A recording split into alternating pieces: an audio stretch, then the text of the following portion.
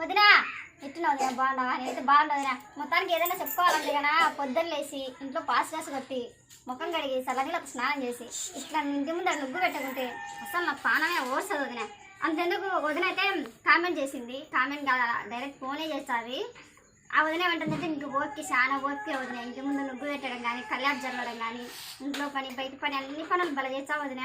నాకు అంత ఓపిక లేదు వదిన. ఈ కంప్యూటర్లు చూసుకోనికి ఇక్కడక్కడ తిరగనికి అంటే మామూలే కదా. కంప్యూటర్లు అంటే టౌన్లో వాళ్ళకి ఇవన్నీ కామన్, కానీ ఇలాంటివి వెళ్ళ తెలియదు కదా.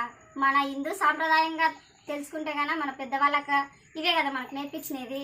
నాకైతే పానం ఒప్పదు. చల్లనీళ్ళకి ఈ మధ్య చాలా అలవాటు అయిపోయింది.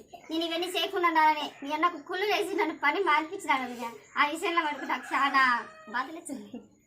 ఇవన్నీ చేయకుండా ఈ పాటికి పనికి వెళ్ళిపోతానమాట. శుక్రవారం మంగళవారం ఇవన్నీ చెయ్యదని చెప్పేసి, అంటే ఈరోజు మంగళవారం కానీ ఈరోజు ఈ వీడియో వచ్చాదో నాకైతే తెలియదు.